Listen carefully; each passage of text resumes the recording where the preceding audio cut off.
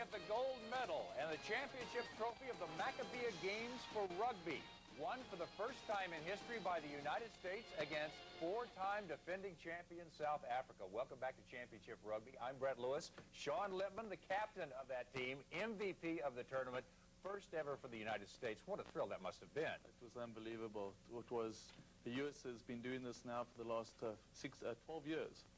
And we got silver against South Africa in the final last time, and the rematch, we finally did it. Were you intimidated at all to go up against South Africa? Did you know you could win? We did. Last time in the final, we always believed we were 5 minutes of time short of winning the gold medal. And so this was our 80 minutes extra that we got. Okay. We've got Shawn's debut as a sportscaster because he is going to bring you the highlights of this incredible championship by the U.S. rugby team at the Maccabiah Games. In the final, after trailing 12-0 to the four-time defending champions, the U.S. mounted a ferocious comeback with Old Blue captain Craig Levine leading the charge. The U.S. scored 3 tries by attacking all over the field. Hong Kong international Stuart Crone stamped his dominance on the lineouts.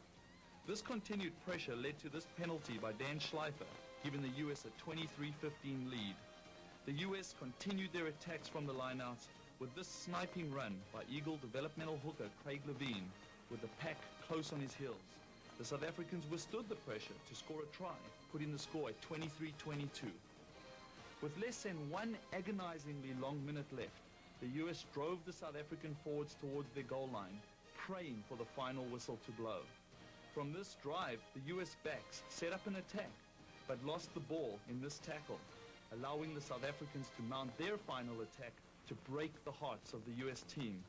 Fortunately, I was out of position as usual and managed to make this tackle just as time ran out. And for the first time ever, the United States players were able to receive their gold medals and proclaim themselves Maccabiah rugby champions for the next 4 years. Tremendous, tremendous accomplishment. Unfortunately, what most people are going to remember from these games was the tragic collapse of the bridge with the Australian team as they marched over this bridge in Tel Aviv to the stadium. I understand you were a flag bearer for the U.S. team just a minute behind them when the bridge went down. What happened?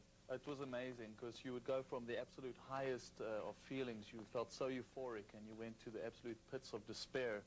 And to know that other than people dying and being injured, the fact that 5,500 athletes couldn't fulfill 4 years of their dreams to walk in that stadium was very sad. But you saw a lot of heroism. You saw a lot of triumph, even in this disaster. 3 were killed, 63 wounded, but there could have been worse.